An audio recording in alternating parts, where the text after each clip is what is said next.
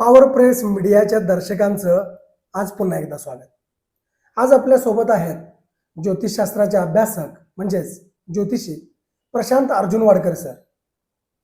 असंख्य लोकांच्या जीवनामध्ये सकारात्मकता पसरवण्याचं काम त्यांनी केलंय आपल्या ह्या ज्योतिष या शास्त्राच्या माध्यमातून. एक ज्योतिषी म्हणून ते प्रसिद्ध आहेत. त्यांना भेटण्यासाठी खास आम्ही आलोय, मात्र तुमचं किंवा आमचं भविष्य बघण्यासाठी नाही, तर एका युद्धाचं भविष्य जाणून घेण्यासाठी. खरं तर त्या भविष्याची खरी गोष्ट जाणून घेण्याची, त्याची पार्श्वभूमी जाणून घेण्याची. तर झालंय असं, तुम्हालाही माहिती आहे की इराण, इस्रायल, त्याच्यात पडलेली अमेरिका आणि युद्धजन्य परिस्थिती, गॅस सिलेंडर पासून पेट्रोल, डिझेल आणि इतर सारे तणाव, हॉर्मुझच्या सामुद्रधुनीवर होत असलेले परिणाम, आणि काही जण असा दावा करतायत की हे सारं ज्योतिषशास्त्राला फार पूर्वीपासूनच माहीत होतं. या साऱ्या गोष्टी पूर्वी वर्तवल्या गेल्या होत्या किंवा ह्याचे प्रेडिक्शन्स झाले होते आणि अगदी तसंच घडतंय. मग आता याबद्दल जाणून घ्यायचं कुणाकडून? तर आमचा ज्यांच्यावर विश्वास आहे, अनेकांचा ज्यांच्यावर विश्वास आहे, अशा प्रशांत अर्जुन वाडकर सरांना आम्ही तुमच्या वतीनं विनंती केली की सर, याबद्दल आमच्या दर्शकांना काहीतरी जाणून देऊया, आणि त्यासाठी आम्ही त्यांच्याकडे आलोय. सर नमस्कार. नमस्कार. नमस्कार प्रसादजी, नमस्कार. सर, खरं तर ह्या विषयावर आपण जे बोलणार आहे, तुम्हाला काय वाटतंय की युद्धजन्य परिस्थिती, एका ज्योतिषांची म्हणजे तुमची मुलाखत आणि दर्शकांना यातनं मिळणारी भरपूर सारी माहिती, हे सारं गरजेचं आहे ना? हो, आहे ना, आहे. ज्योतिषशास्त्रावरती असं कुठलंही आपण निष्कर्ष काढू शकतो, बरोबर. आणि हे ऑलरेडी आकाशात ब्रह्मांड मध्ये लिहिलं गेलं असते. आपल्याकडं आपले जे प्राचीन ऋषीमुनी होते त्यांना आपण सायंटिस्टच म्हणू. शास्त्रज्ञ. आपण तर फक्त आज कॉम्प्युटर समोर बसून अॅनालाइज करतोय. आमचे प्राचीन ऋषीमुनी जे होते, कुठलंही तुम्ही ऋषीचं नाव घ्या, एस्पेशली जमदग्नी म्हणून होते, भारद्वाज म्हणून होते, की त्यांच्या नावामध्ये जरा उग्रपणा होता, दुर्वासा म्हणून आपल्याकडे होते, हे सगळे इनडायरेक्टली सायंटिस्टच. प्रत्येक ऋषी आपापल्या पद्धतीने त्यांनी केलत गेलेत. त्याच्यातलंच ज्योतिषामध्ये एक भाग येतो, मेदिनी ज्योतिष आपण त्याला म्हणतो, ताजिक पद्धत म्हणतो, त्याला वेगवेगळे मुंडेन म्हणून पण म्हणतात, मेंढेन म्हणून पण म्हणतात. तर ज्योतिषशास्त्रामध्ये जे मेन 3 आहेत ना भाग, सिद्धांत म्हणून एक येतो, होरा म्हणून एक येतो, संहिता म्हणून येतो. त्यातला हा एक संदर्भ आहे. जसं आपण प्रत्येक माणसाचं राशी, नक्षत्र, ग्रहमान बघतो, तसं देशाला पण रास असतो. एशाला पण एक रास आहे. भारताची रास, तुम्हाला ऐकून आनंद होईल, भारताची रास मकर रास आहे. मकर राशी जेव्हा आपण एक राष्ट्राचं बघतो, आपण रास बघतो. मग पूर्वीचे ज्योतिष काय करायचे, तर राष्ट्रावरती नुसतं राजाचे बघायचं नाही, प्रधान सेनापतीची कुंडली पण बघायची, ज्याला मंगळचं मान दिलं गेलंय, राजाचं बघायचं. मग आजच्या तारखेला सुद्धा देशात राजा कोण आहे, आपले राजे कोण आहेत, सेनापती कोण आहेत, युद्ध करणारा उत्सुक माणूस तोच असतो ना, ते बघून आपण निष्कर्ष काढू शकतो. ह्या पद्धतीमध्ये आपण जवळजवळ करेक्ट पोहोचू शकतो. नक्कीच. फक्त आपलं बघायचा दृष्टिकोन. आता ह्या ज्योतिषशास्त्रामध्ये एक प्रॉब्लेम येतो ना, की तर 2+2 4 असं कुठलाही फॉर्म्युला नसतो, आणि हे एवढं कॉम्प्लेक्स कॅल्क्युलेशन असतोय ना, की प्रत्येकाची थेरी वेगळी पडते. म्हणजेच ज्योतिष हे शास्त्र आहे, तर बऱ्याच जणांना मान्य आहे. शास्त्र शोधून काढणारे शास्त्रज्ञ होते, त्यांनी हे शास्त्र डेव्हलप केलं, शोधलं, आम्हाला दिलं. तुम्ही म्हणताय तुम्ही अनालिसिस करताय. तर मला सांगा सर, म्हणजेच आता सध्या जे जगात घडतंय ते यापूर्वी आकाशात लिहून ठेवलेलं आहे? असतो असतो असतो असतो असतो नक्कीच. हो. तर आता याला जोडून, म्हणजे तुम्ही त्या विषयावर बोललात, तर ते मुंडेन ऍस्ट्रॉलॉजी म्हणजे नेमकं काय आहे? आणि मुंडेन ऍस्ट्रॉलॉजी हे राष्ट्राचं भविष्य वर्तन त्याच्यासाठी असतो. युद्धजन्य परिस्थिती, नंतर भूकंप कधी होऊ शकतोय, विनाश कधी होऊ शकतोय, म्हणजे हे रॉंग पॉइंटने बघण्यासाठी हे पॉइंट आहे. आणि पॉझिटिव्ह पॉइंटनी जर बघायचं झालं तर आपण पाऊस केव्हा पडेल, पीक उत्पन्न कसं होईल, रोगराई पसरतील काय पसर, ह्याला पण आपण ते कन्सिडरेशन मध्ये घेऊ शकतो. प्रत्येक व्यक्तीची जशी कुंडली असते, तसं काही वेळेला बघा, हजारो लोक एकदम आपत्कालमध्ये जातात, तेव्हा प्रत्येकाची कुंडली वेगळी, बरोबर. प्रत्येकाचं नशीब वेगळं. हं. मग ते एकाच टायमाला असं का झालं, तर तेव्हा हे मेधिनी किंवा मेधिनी ज्योतिषशास्त्र जे आहे हा हा इथं अप्लाय करावा लागतो. बरं. मग आता म्हणजे आम्ही सोशल मीडियावरती जे बघितलंय, कारण त्याचे फॅक्ट्स आम्ही तर शोधू शकत हो नाही. हो हो एक ज्योतिषी म्हणून म्हणजे तुम्ही ऐकलं असेल, काही जणांनी म्हटलं की 1962लाच असं वर्तवण्यात आलं होतं हो या मुंडेंमध्ये हो की अशी परिस्थिती येईल, हो अमेरिका इस्रायलच्या मदतीला हो. जाईल, इराण आणि इस्रायलचं युद्ध होईल हो आणि यातून अनेक काही गोष्टी त्यांनी वर्तवल्या. मग त्या मुस्लिम राष्ट्रांशी संबंधित आहेत हो किंवा अनेक काही गोष्टी. तर ग्रह नक्षत्रांशी ही परिस्थिती जोडली गेली आहे, याला तर तुम्ही दुजोरा हो दिला, हो हो. होकार दिला. कशी जोडली आहे काय नाही, सांगता? आता जर तुम्ही विचार केलं, अलीकडं तुम्ही आपण फार मागे जाऊया नको. हं. अलीकडं आपण फक्त 2-3 वर्षाचाच हिशोब बघूया. हं. तर बघा, सगळीकडे सगळ्या प्रकारची युद्ध चाललेली आहेत. हो. हो, हे जळ सगळीकडं. उलट आमचे राजे नरेंद्र मोदीजी खूप छान सांभाळून चाललेत म्हणून आपल्याला जळ कमी लागलेलं आहे. बरं. रशिया युक्रेन वॉर चालू आहे. हं. इकडं इस्रायल इराण अमेरिका वॉर चालू आहे. हं. तिथं अमेरिका क्युबाशी आता लढतोय म्हणतोय. हं. युरोपियन युनियन मध्ये आपसात प्रॉब्लेम चालू झालेले आहेत. बरोबर. अमेरिका युरोपशी लढायला बसलाय. हं. इथं चायना प्रॉक्सी वॉर तयार करायला बसलाय. हं. तर शनी आणि नेपच्यूनची युती आलेली आहे बरं. आणि हा योग कमी जास्ती 36 वर्षानंतर एकदा येतो. 36 वर्ष. हो, मागे जेव्हा झालं होतं तेव्हा व्हिएटनाम अमेरिकन वॉर वगैरे चालू होते, इराण हं. इराक युद्धचे ग्रहमान होते. हं. हे तसंच चाललेलं आहे. हं. दुसरं अंगारक योग म्हणून असतो, ज्याला आपण विस्फोटक योग म्हणतो. हं. तर हे कुंडली आपण कशावरनं धरले? अमेरिका. हं. आता काही ज्योतिष अमेरिकेला मिथुन राशी म्हणतात हं. आणि काही कुंभ म्हणतात. हं. पण आपण कुंभ धरून जाऊया. हं. आणि इराणचे सुद्धा रास 2 प्रकारे धरतात. हं. वृषभ रास म्हणून धरतात. हं. पण आपण ऋषभ म्हणूनच जाऊया.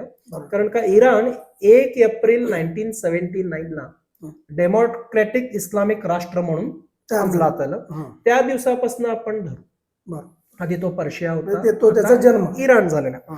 तर त्याच्याप्रमाणे वृषभ रास आहे आणि आज वृषभ राशीला ग्रहमान अतिशय चांगले आहे. हं. एवढा मोठा बलाढ्य अमेरिका, हं. 4000 न्यूक्लिअर बॉम्ब्स आहेत, इराणकडे एक पण नाही. हं. एवढा मोठा मोसाद असलेला इस्रायल हं. इराणचं अजूनही वाकडं करत नाही आहे हं. हं. आणि इराण हरत पण नाहीये. हं. हे टक्कर अमेरिकेची देतो. दादागिरीमुळेच चाललेली आहे. चालेल. हं. हो, टक्कर देणार आहे. अजूनही. हो, पण आता कुंडलीतल्या योग प्रकार हं. कालच 2 तारीख, हं. 2 एप्रिल हं. पुढचं तारीख आहे कमी जास्ती जूनचा पहिला आठवडा, हं. नाहीतर ऑगस्टचा 3रा आठवडा. एवढ्यात युद्ध कदाचित संपेल म्हणून उत्तर यायला लागलेलं आहे. म्हणजे संपू शकेल. हो, आणि हे युद्ध कारण व्हायला जागतिक स्तरावरती बुधाचे पण योग चांगले चाललेले नाहीयेत. हं. त्याच्यामुळं मिसकॅल्क्युलेशन्स, मिसइन्फॉर्मेशन्स हं. आणि ज्याला आपण इंडियामध्ये जसं रॉ म्हणतो, ISI म्हणतो, जे गुप्त हेर देवाणघेवाण असतो दळणवळण, ते सगळीकडे रॉंग मोड मध्ये गेले. हं. त्याच्यामुळे हे युद्ध जास्ती चाललंय. तुम्ही अनुभव घेऊन बघा. हं. हं. हं. ऍक्च्युअली बॉम्ब कमी पडतायत, हं. पण हे देवाणघेवाण हं. म्हणजे माइंडसेट वॉर जास्ती चाललंय. हं. बुधाची परिस्थिती पण अनुकूल नसल्यामुळे हे सगळं इथं हे चाललेलं आहे. बरं. हो. मग आता आपण ह्याच मुंडेन ॲस्ट्रॉलॉजी बद्दल बोलूया. म्हणजे पूर्वी कळलं होतं, तर आता कसं आहे, आता समजा मी प्रसाद प्रभू तुमच्याकडे आलो, मी एक वयाच्या 40व्या वर्षी तुम्हाला विचारेन की माझ्या 50व्या वर्षी काय होणार आहे, आणि तुम्ही हे सगळं बघून पंचांग बघून त्याचे अनालिसिस करून मला सांगा. आता देश इराण आहे, अमेरिका आहे किंवा इस्रायल आहे, या देशांचे प्रमुख ना कुणाला सांगणार आहेत की बाबा आमच्या देशाचं भविष्य. हो हो हो. म्हणजे काही जणांना स्वतःहून हे काम करावं लागेल की या देशाचं भविष्यात काय होईल. हो. तर ह्या ॲस्ट्रॉलॉजर्सनी जे मुंडेन ॲस्ट्रॉलॉजी बघतात, त्यांनी हा स्वतःसाठी केलेला अभ्यास आहे की जगासाठी केलेला आहे? नाही, कसं आहे, आणि परसेप्शन वरती जातो. हं. हे जगासाठीच असतं. जगासाठी असतं. आता इथं एवढं कॉम्प्लेक्स कॅल्क्युलेशन आहे ना, हं. की इथं 2+2 4 हं. किंवा सायंटिफिकली H2O म्हणजे अमुक झालं असं नसतं. पाणी. हा. तुम्ही भरपूर वेळेला बघा, भरपूर ॲस्ट्रॉलॉजर्स हं. युद्ध म्हणा किंवा एक कुठली भयानक परिस्थिती झाल्यानंतर येतात. हं. का? तेव्हा त्याला डेटा मिळालेला असतो. हं. हं. म्हणून अमुक टायमाला हे घडलं बघा म्हणून आपण लिहून देतो. बरं. पण घडायच्या आधी कॅल्क्युलेशन आपण करावं लागतं. राईट. राईट. तिथं आपण कमी पडतो. हं. हं. आणि हे जे आता प्रेझेंट युद्ध स्थिती चाललेली आहे, हं. हे कमी जास्ती आपण शब्द वापरूया, हं. अमेरिकेची मस्ती, मस्त. मोनोपोली. हं. अमेरिकाला याच्यात मध्ये पडायची कारण हा. नव्हती. इराण आणि इस्रायलचं प्रॉब्लेम चाललंय. ते बघून घ्यायचं. इस्रायलची कर्क रास आहे. हं. कर्क राशीला मध्ये इस्रायलला भरपूर प्रॉब्लेम झाले. इस्रायलला पनोती लागली होती, हं. ते बाहेर पडले. इस्रायलला 1 जून पासून इस्रायल पॉझिटिव्ह मोड मध्ये येणार आहे. हं. युद्धजन्य परिस्थिती बाहेर पडेल. इस्रायलला त्याच्या अस्तित्वाची लढाई करतोय. हं. अमेरिकाला याच्यात मध्ये यायची गरज का होती? हं. मग तुम्हाला वाटत नाही का प्रत्येक युद्धामध्ये अमेरिका आपला डॉलर वाढवण्यासाठी, आपली मस्ती वाढवण्यासाठी इन्व्हॉल्व्ह होतो? हं. हं. म्हणजे हे जेवढं नैसर्गिक आहे, ग्रहदशा फिरतात, हं. तेवढंच अमेरिकाचं मस्तीपणा सुद्धा आहे. हा. त्याही गोष्टी त्याच्यात हो मान्य करायला पाहिजे. हो हो. एक ज्योतिषी म्हणून हो, ज्योतिष्य बरोबर इथं फॉरेन पॉलिसी पण आपण धरलं पाहिजे, हं. ट्रेड पॉलिसी पण आपण धरलं पाहिजे. हं. हं. ज्योतिषाच्या पॉइंट ऑफ व्ह्यूने आपण नुसतं युद्ध म्हणतोय, हं. पण मेन युद्ध व्हायला कारण काय? हं. कोणाचा तरी स्वार्थ. तेल. मग तेलासाठी तर युद्ध चाललंय ना, मोनोपोली. हं. मग तेलाचं सध्या शनीला दिलेलं आहे. शनी, नेपच्यून युती, अंगारक योग, हं. हे सगळे विस्फोटक योग तयार झाल्यामुळं, बुधाची पोझिशन बरोबर नसल्यामुळं, हं. काही राष्ट्रांच्या कुंडलीमध्ये 12व्या स्थानी गुरु गेल्यामुळं बरोबर. हे सगळं घडून येत आहे. हं. हं. आता म्हणजे बघा, तुम्ही तर सांगितलं की शनी, मंगळ, राहू, बुध हे सगळे काही गोष्टींचा परिणाम राष्ट्रांवरही होतो. करतात. तर इतिहासात मागे जर आपण बघितलं, हो. अनेक मोठी युद्ध झाली. म्हणजे वर्ल्ड वॉर 1 असेल, 2 हो. असेल. आता हे 3 चीच क्रांती हो. म्हणजे उत्क्रांती आहे असं म्हणतात की यातून वर्ल्ड वॉर 3 होऊ शकेल. तर मागच्या युद्धांच्या काळामध्ये हो, ग्रहांची स्थिती काय होती याची काही उदाहरणं? हे असे अनेक वेळा अनुभव येऊन गेलेले आहेत. जसं की 1917 मध्ये आपण वर्ल्ड वॉर म्हणण्यापेक्षा रशियन रेव्होल्युशन झालं होतं. हं. आणि रशिया असं एकदम उभारून आलं ना की कोणी ध्यानी मनी पण बघितलं नव्हतं. मोठं झालं. आणि ते रेव्होल्युशन ऍक्च्युली जे लोक रशियाला वर आणले, तीच लोक रशियाचं घात केली, हं. ज्यांना आपण आज कम्युनिस्ट म्हणतो. हं. असंच रेव्होल्युशन 1939 मध्ये आलं होतं. हं. वर्ल्ड वॉर 2 ज्या टायमाला होतं, हं. त्या टायमाला सुद्धा असा एक योग आला होता. हं. आणि आता 2026ला असा हा योग चाललेला आहे. हं. मागे पण 2दा असे योग येऊन गेले. गेले. कुठं ना कुठं जगामध्ये छोटे मोठे युद्ध घडत असतात. हं. पण युद्ध इस्रायल काही युद्ध 2 तासामध्ये पण जिंकले, हं. काही 6 days वॉर पण जिंकले, आणि काही युद्ध 6-7 वर्ष सुद्धा चाललेले आहेत. जसं की आता आपण बघतो युक्रेन आणि रशियाचं. किती बरं. वर्ष झाली साहेब? 4 वर्ष झाली ना. हं. तर असे स्फोटक ग्रहमान खूप रेअर आहेत. हं. हं. 17ला होतं, रशियन रेव्होल्युशन साठी होतं. हं. हे वर्ल्ड वॉर 1 नव्हे, नाही. पण तो युरोपला घात करून गेला. बरं. सेकंड 1945ला वर्ल्ड वॉर 2 जरी संपलं तरी 1949 मध्ये ते 1939 मध्ये एक मोठा योग होतं. हं. आणि 26ला ओके. म्हणजे आता ह्यालाच जोडून एक प्रश्न, म्हणजे भारत जो 150 वर्ष पारतंत्र्यात राहिला, हो, स्वातंत्र्य मिळालं, हो. त्याच्याशी आताच्या युद्धजन्य परिस्थितीशी सुद्धा या गोष्टी कुठे साम्य आहेत का? हो, साम्य आहेत. जसं की वर्ल्ड वॉर 2 मध्ये सगळ्यात जास्ती कॅज्युअलिटी कोणाचे झाले असले तर भारतीयांचे झाले. आमचं काही देणं घेणं नव्हतं.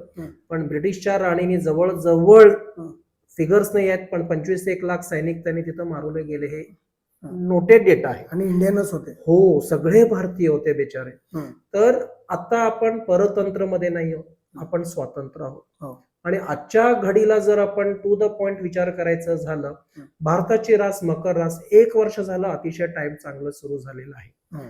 आणि मोदीजींची रास जी आहे ती वृश्चिक म्हणून आपण धरून जातो.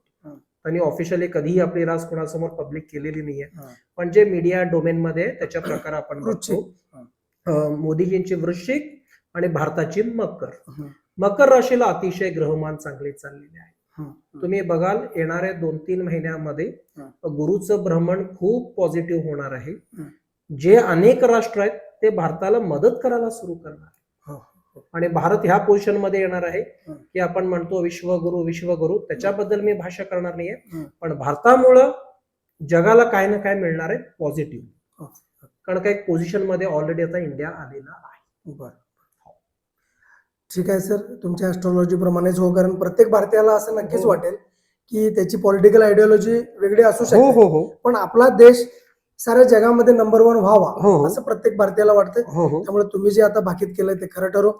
सध्याच्या ग्रहस्थितीनुसार पुढील काही महिन्यात किंवा वर्षात जागतिक पातळीवर काय घडू शकतं? म्हणजे सडन इम्पॅक्ट म्हणा किंवा प्रॉक्सी वॉर म्हणा, म्हणजे हिस्ट्री नेव्हर रिपीट्स. म्हणजे अगदी तंतोतंत युद्ध कधी होत नसतोय. त्याचे म्हणजे प्रत्येकाचं ते हे वेगळं वेगवेगळ्या असतं. पद्धतीने. पण आता ओव्हरऑल जर बघितला, हे पण कमावेश वर्ल्ड वॉर 3 चे लक्षणच आहे.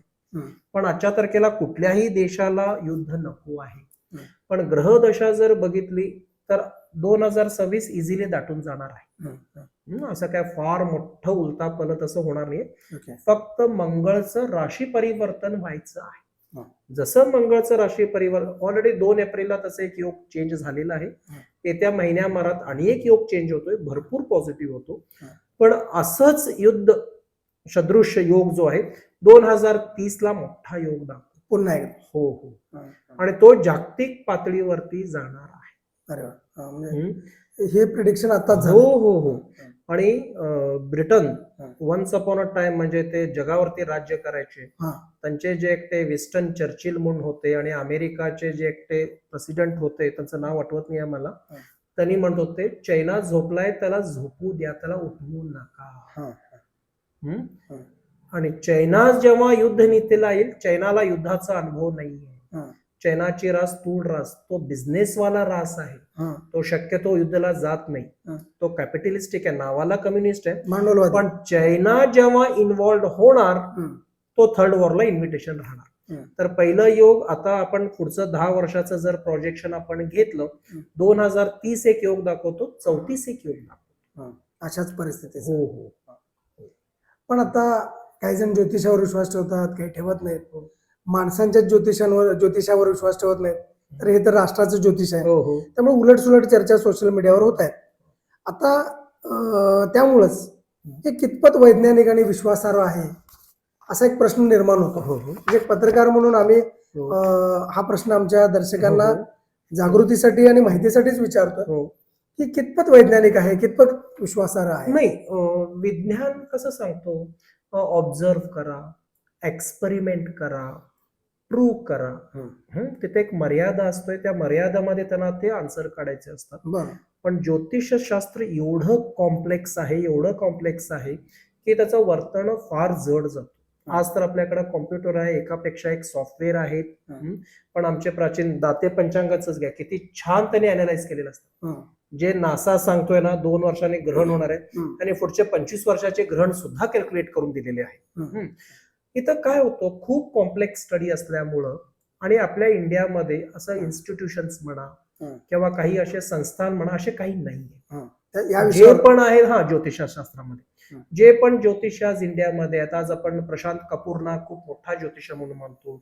अनेक जणी भरपूर हे होते, आपले दारूवाला होते, बेजान दारूवाला. हे सगळं आपल्या नॉलेजनी, आपल्या स्टडीनी त्यांनी पुढे आलेत, डेव्हलप केलं. आता मला पण स्टॅटिस्टिक्स वर्कआउट करायला आवडतो, पण माझं एक लिमिटेशन आहे ना. मी फार तर रोज 100 लोकांना बघू शकतो. पूर्ण देशाचं करणं किती जड जातोय. मग ज्योतिषशास्त्र असं शास्त्र आहे ना की आपण डेटा ठेवलं पाहिजे, त्याच्यावरती स्टडी व्हायला पाहिजे, तर आपण पण सायंटिफिकली प्रूव्ह करू शकतो. आज आम्ही तिथं कमी पडतो. ज्योतिष हे ऑब्झर्वेशन वरती आहे, हे लॉजिक वरती आहे. जसं परम्युटेशन आणि कॉम्बिनेशन म्हणून असतं ना, ते प्रोबॅबिलिटीज असतो. जसंच वैद्यकीय शास्त्रात रेकॉर्ड ठेवले जातात, केस स्टडी बनवले जातात. आपण म्हणतो ना, आता तुम्ही वैद्यकीय म्हटलं, डॉक्टर तुमच्या बरोबर मिसेसना 2 तारखेला 4 वाजता बाळ होणार हे पण सायन्स सांगू शकत नाही. या आठवड्यात होऊ शकतो. ज्योतिष पण तेच करते. फक्त काय होतं, ओव्हर कमर्शियलायझेशन झालेलं आहे, थोडा स्वार्थपणा वाढलेला आहे, त्याच्यामुळे जिन्युइन स्टडी होत नाही. त्याच्यामुळं काय होतं, ज्योतिषशास्त्राचं एकच वीक पडतो ना की आपण 2+2=4 म्हणून सांगू शकत नाही. आपण कधी पण जवळ असतो आणि बघण्याचा दृष्टिकोन. पण एक गोष्ट चांगली आहे सर की राष्ट्रांचं भविष्य पण बघता येतं, ते बघितलं जातं आणि त्यातनं काही नकारात्मक गोष्टी होणार असतील तर त्याही समजतात. खरं तर राष्ट्रांनी याकडे लक्ष द्यायला पाहिजे. ठीक आहे, पण एक सामान्य माणूस म्हणून ज्या वेळेला अशी काही युद्धजन्य परिस्थिती निर्माण होते, नकारात्मक स्थिती असते, अशा वेळेला एक सामान्य कॉमन मॅन काय करावं लागेल? नाही, आपण बघा, हे युद्ध आपण लढत नाही आणि आपला देश पण लढत नाही. त्याच्यामुळे आपल्याला पहिली गोष्ट घाबरायची गरज नाही की बाबा आपल्यावरती बॉम्ब पडेल, हे पडेल. सेकंडली आमचं जे इंडियन फॉरेन पॉलिसी आहे, हा. आज जे वरती आमचे जे राज्य करतायत, कोणी असेल, आपण मोदीजी म्हणू, जयशंकर म्हणू, हा. किंवा अजित डोभालजी म्हणू, किंवा कोणी असेल, त्यांनी एक बॅलन्स्ड हा. विदेश नीती ठेवलेली आहे. Okay. Foreign policy clear cut ठेवलेली आहे. जगात आज सगळीकडे पेट्रोलचे दर वाढतात. हा. साहेब, इंडियामध्ये अजूनही आपण कंट्रोलमध्ये आहोत. ओके. पण इंडियन मेंटॅलिटी काय होतीये, पॅनिक आणि अफवांवरती खूप लवकर विश्वास ठेवणे. आता माझाच ड्रायव्हर मला सांगितलं, सर युद्ध सुरू झालंय, गाडी टँक पुरं करूया. हा. गरज होती का सर? गरज नाही. पॅनिक मोड मध्ये येतात. हा.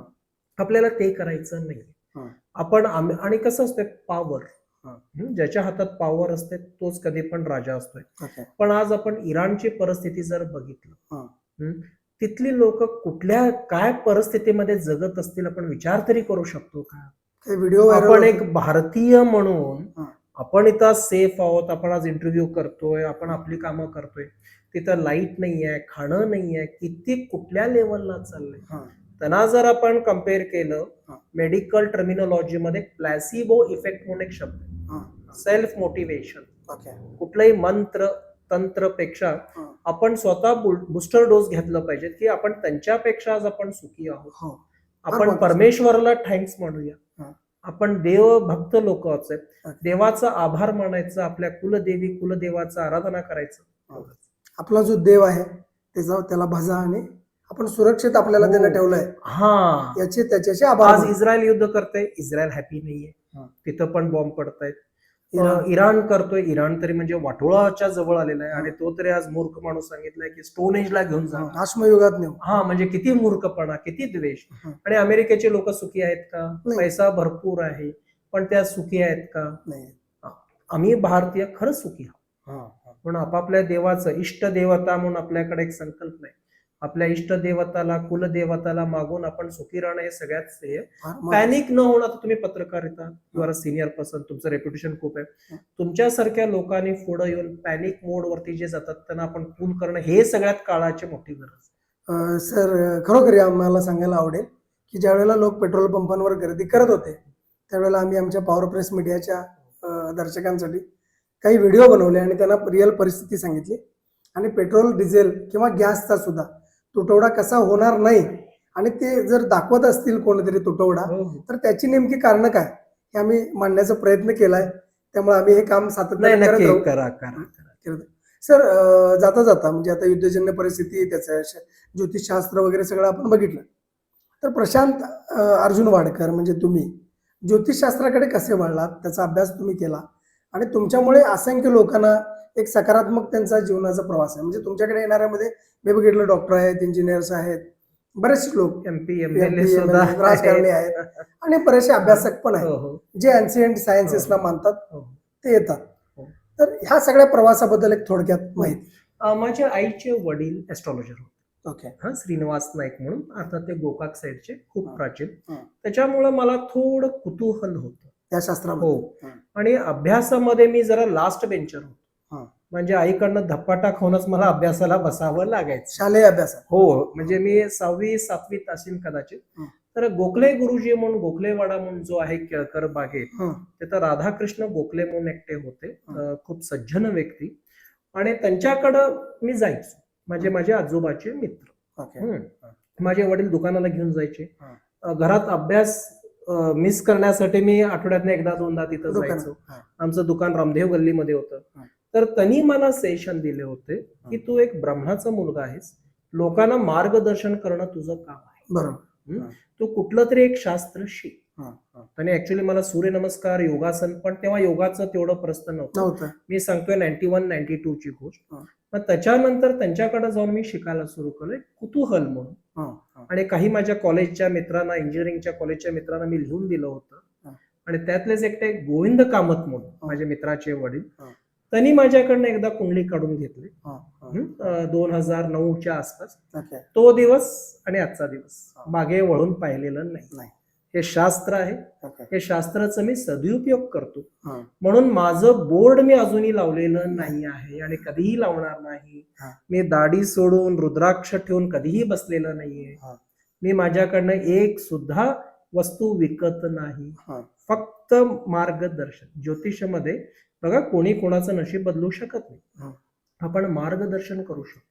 काय केलं तर हे हो. चांगलं होईल. म्हणून जो प्रत्येक माणसाला मी पर्सनली ट्रीट करतो, हं. आणि आपण कधी काय घडणार आहे हं. ह्याचं फक्त आपण प्रचिती त्यांना देऊ शकतो. देऊ शकतो. आता ते समोरच्या व्यक्तीवरती असतो की त्याने ते कसं घेतात. ओके. थँक्यू सर, तुम्ही फार चांगलं काम करताय आणि महत्वाचं म्हणजे आमच्या दर्शकांसाठी तुम्ही जी आज ही माहिती दिली हं. ती फारच महत्वाची ठरणार आहे. कारण सोशल मीडियावर व्हायरल होणाऱ्या सगळ्या गोष्टी हो खऱ्या नसतात आणि ज्या खऱ्या असतात त्या पण खोट्याच्या प्रवाहात वाहून जातात. हो हो. त्यामुळं युद्धजन्य परिस्थितीत ज्योतिषशास्त्रासंदर्भात ज्या काही पोस्ट येत आहेत त्याबद्दल तुम्ही बरंचसं सकारात्मक ज्ञान आमच्या दर्शकांना दिलं, त्याबद्दल धन्यवाद. प्रसादजी प्रभू ह्यांचं पॉवर प्रेस मीडिया ह्यांना तुम्ही लाईक करा, सबस्क्राईब करा. प्रसादजी आपले बेळगावचे आहात, आम्ही बेळगावचे आहोत. नाही ते लोकांचं आपण बघत पॉडकास्ट बघत बसण्यापेक्षा आपल्या बेळगावकरांना आपण वरती आणूया. आपल्या बेळगावसाठी जे झटतायत त्यांच्यासाठी आपण सहकार्य करूया. धन्यवाद.